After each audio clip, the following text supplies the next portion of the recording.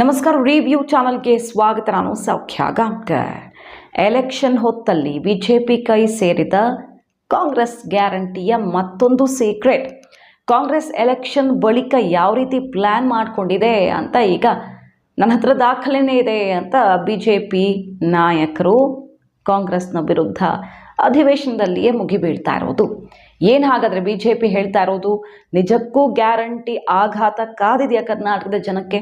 ಮಾಹಿತಿನ ಮುಂದೆ ಇಡ್ತಾ ಇದ್ದೀವಿ. ಮಿಸ್ ಮಾಡಿದ್ರೆ ನಮ್ಮ ಚಾನಲ್ನ ಸಬ್ಸ್ಕ್ರೈಬ್ ಮಾಡಿ, ಹಾಗೆ ನಿಮ್ಮ ಅಭಿಪ್ರಾಯ ಕಮೆಂಟ್ ಮಾಡಿ ತಿಳಿಸಿ. ಎಸ್ ವೀಕ್ಷಕರೇ, ಈಗ ಸದ್ಯ ಜಟಾಪಟಿ ಹೇಗಾಗ್ತಿದೆ ಕಾಂಗ್ರೆಸ್ ಬಿಜೆಪಿ ನಡುವೆ ಗ್ಯಾರಂಟಿ ಸಂಬಂಧಪಟ್ಟಂತೆ ಗಮನಿಸ್ತಾ ಇದ್ದೀವಿ ನಾವು. ಬಿಜೆಪಿಗರು ಬಹಳಷ್ಟು ಸಲ ಈ ಬಾಣ ಬಿಟ್ಟಿದ್ದಾರೆ. ನೋಡ್ತಾ ಇರಿ, ಲೋಕಸಭಾ ಚುನಾವಣೆ ಆದಮೇಲೆ ಗ್ಯಾರಂಟಿ ಸ್ಟಾಪ್ ಆಗುತ್ತೆ. ಅದಕ್ಕೆ ಪೂರಕವಾಗಿ ಕಾಂಗ್ರೆಸ್ನ ಕೆಲವು ಪ್ರಭಾವಿ ನಾಯಕರುಗಳೇ ಕೊಟ್ಟ ಸ್ಟೇಟ್ಮೆಂಟ್.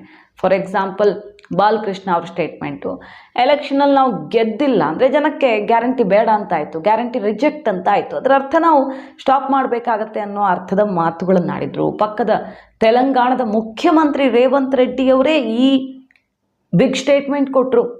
ಗ್ಯಾರಂಟಿ ಇಂಪ್ಲಿಮೆಂಟ್ ಆಗೋದು ತೆಲಂಗಾಣದಲ್ಲಿ ಲೋಕಸಭಾ ಚುನಾವಣೆಯಲ್ಲಿ ಭರ್ಜರಿಯಾಗಿ ಕಾಂಗ್ರೆಸ್ ಗೆದ್ದರೆ ಮಾತ್ರ ಅನ್ನುವಂಥ ಸ್ಟೇಟ್ಮೆಂಟ್ ವೈರಲ್ ಆಯಿತು. ಬಸವರಾಜ ರಾಯರೆಡ್ಡಿ ಅವರ ಸ್ಟೇಟ್ಮೆಂಟನ್ನು ನಿರ್ಮಲಾ ಸೀತಾರಾಮನ್ ಅವರು ಕೂಡ ಬಹಳಷ್ಟು ಬಾರಿ ಪ್ರಸ್ತಾಪಿಸಿದರು.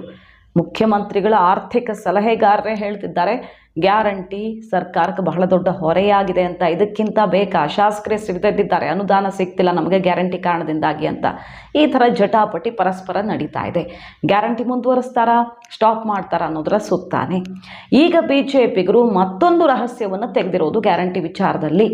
ಸದ್ದಿಲ್ಲದೆ ಲೋಕಸಭಾ ಚುನಾವಣೆ ಆದ ಮೇಲೆ ಗ್ಯಾರಂಟಿಗಳಿಗೆ ಒಂದಿಷ್ಟು ಕಂಡೀಷನ್ ಹಾಕೋದಕ್ಕೆ ಕಾಂಗ್ರೆಸ್ ತಯಾರಿ ಮಾಡಿಕೊಂಡಿದೆ ಅಂತ ಇವತ್ತು ಅರವಿಂದ್ ಬೆಲ್ಲದವರು ಈ ಬಗ್ಗೆ ತನ್ನ ಹತ್ರ ಸಾಕ್ಷಿ ಇದೆ ನೋಡಿ ಅಂತ ಆರ್ಥಿಕ ಇಲಾಖೆ ಪ್ರಸ್ತಾವನೆ ಇಟ್ಟು ಮಾತಾಡ್ತಾರೆ.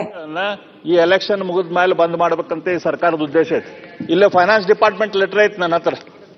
ಫೈನಾನ್ಸ್ ಡಿಪಾರ್ಟ್ಮೆಂಟ್ ಲೆಟರ್ ಪ್ರಕಾರ ಎಕ್ಸ್ಕ್ಲೂಷನ್ ಕ್ರೈಟೀರಿಯಾ ಅಂತ ಹೇಳಿ ಅವ್ರು ಪ್ರಪೋಸ್ ಮಾಡಿದ್ದಾರೆ ಮುಖ್ಯಮಂತ್ರಿಗಳಿಗೆ.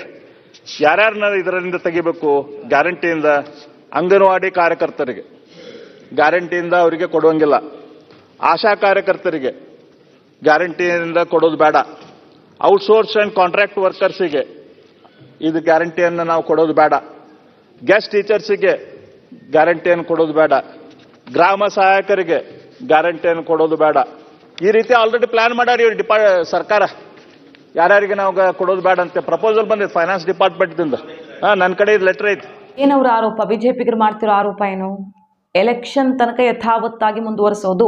ಈಗ ಮೊನ್ನೆ ಬಜೆಟಲ್ಲೂ ಕೂಡ ದೊಡ್ಡ ಪ್ರಮಾಣದ ಮೊತ್ತವನ್ನು ಎತ್ತಿಡಲಾಗಿದೆ. ಗ್ಯಾರಂಟಿ ನಿಲ್ಲಿಸುವ ಮಾತೇ ಇಲ್ಲ, ಯಶಸ್ವಿಯಾಗಿ ನಾವು ಮಾಡ್ತಿದ್ದೀವಿ ಅಂತ ಸಿದ್ದರಾಮಯ್ಯನವರು ಗ್ಯಾರಂಟಿಗೆ ಶಕ್ತಿ ತುಂಬುವ ಕೆಲಸವನ್ನೂ ಮಾಡಿದ್ದಾರೆ. ಹಾಗಿದ್ದೂ ಕೂಡ ಬಿಜೆಪಿಗರು ಹೇಳ್ತಿರೋದೇನು?